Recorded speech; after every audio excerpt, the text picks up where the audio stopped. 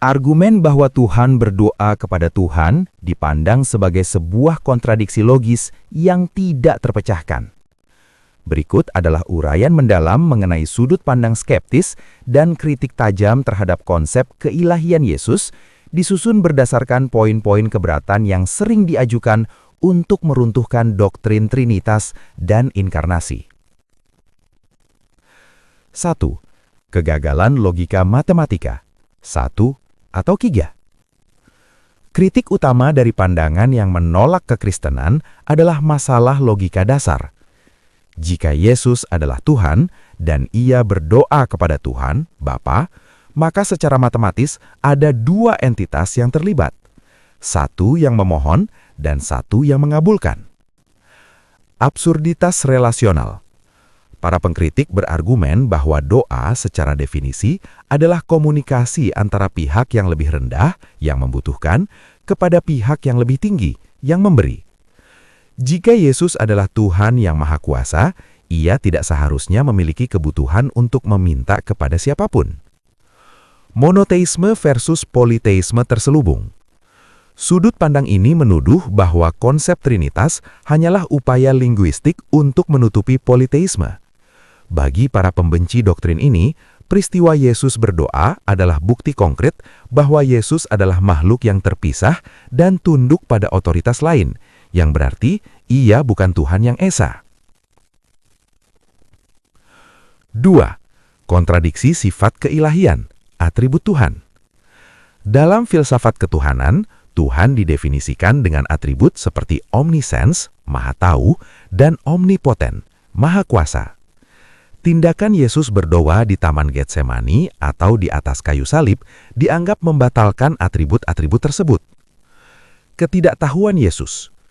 Saat Yesus berdoa agar cawan ini lalu dariku, para pengkritik melihat adanya ketidakselarasan kehendak.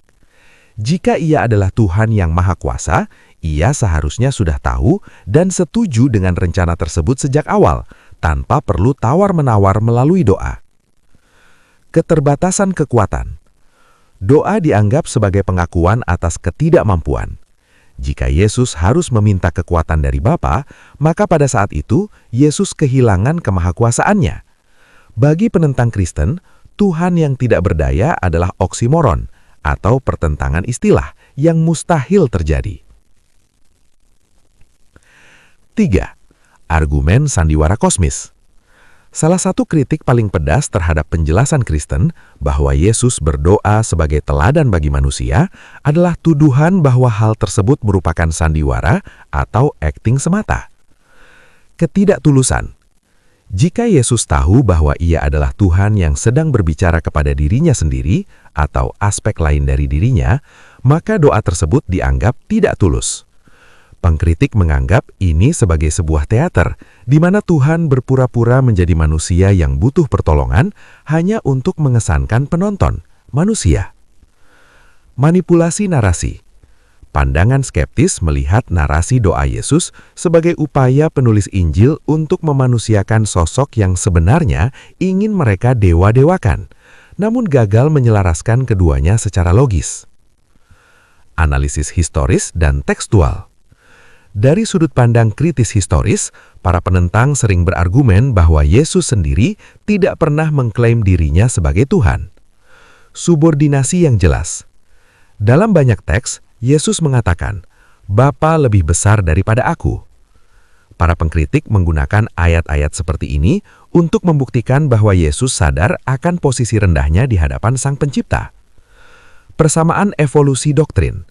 Para skeptis berargumen bahwa status Tuhan bagi Yesus adalah konstruksi sosial dan politik yang baru muncul berabad-abad kemudian, misalnya melalui Konsili Nicea tahun 325 Masehi, bukan fakta yang dibawa oleh Yesus sendiri.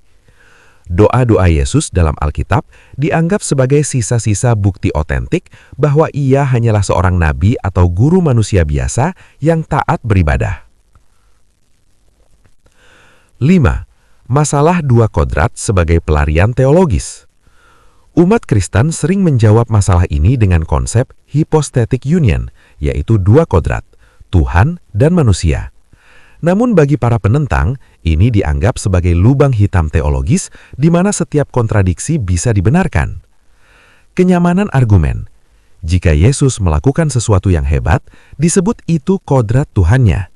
Jika Yesus lemas, lapar, atau berdoa, disebut itu kodrat manusianya. Para kritikus melihat ini sebagai cara yang tidak jujur untuk menghindari tanggung jawab. Mereka bertanya, apakah seseorang dapat menjadi lingkaran sekaligus persegi pada saat yang sama? Jika tidak bisa, maka Yesus tidak bisa menjadi Tuhan yang terbatas sekaligus tidak terbatas. Kesimpulan sudut pandang skeptis. Secara ringkas, bagi mereka yang menolak atau membenci doktrin Kristen, fakta bahwa Yesus berdoa adalah bukti tak terbantahkan bahwa Yesus bukan Tuhan, melainkan hamba yang bergantung. Doktrin Trinitas adalah kebingungan logis yang dipaksakan. Alkitab mengandung narasi yang saling bertentangan mengenai identitas Yesus.